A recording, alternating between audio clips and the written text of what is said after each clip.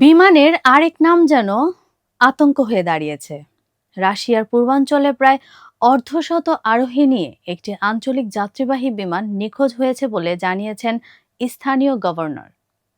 বৃহস্পতিবার বিমানটি রাডার থেকে অদৃশ্য হয়ে কন্ট্রোল রুমের সঙ্গে যোগাযোগ বিচ্ছিন্ন হয়ে পড়ে। এই ঘটনার পরপরই ব্যাপক অনুসন্ধান কার্যক্রম শুরু হয়েছে।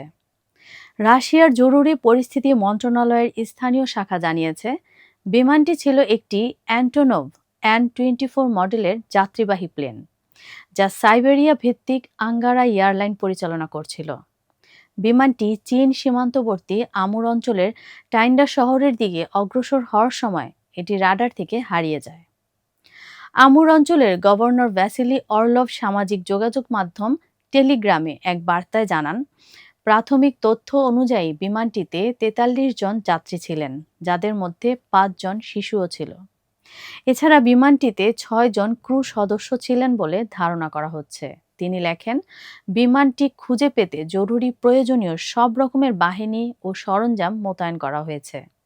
তবে রাশিয়ার জরুরি ব্যবস্থাপনা মন্ত্রণালয় জানিয়েছে, তাদের হিসেবে বিমানে আরোহীর সংখ্যা কিছুটা কম হতে পারে, প্রায় ৪০ জনের মতো।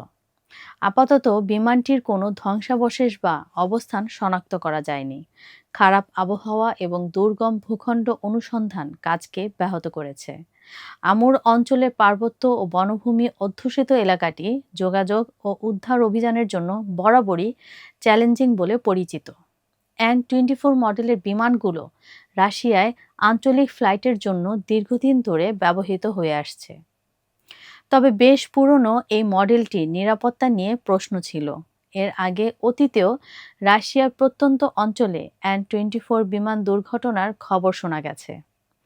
এখনও পর্যন্ত নিখোঁজ বিমানের আরোহীদের ভাগ্য সম্পর্কে কিছু জানা যায়নি। উদ্ধারকারী দল হেলিকপ্টার ও ড্রোন ব্যবহার করে অনুসন্ধান চালাচ্ছে। স্থানীয় প্রশাসন সম্ভাব্য দুর্ঘটনাস্থলের কাছাকাছি এলাকায় জরুরি শিবির স্থাপন করেছে এবং অনুসন্ধান কাজ দ্রুততর করতে সামরিক বাহিনীর সহায়তাও চাওয়া হয়েছে।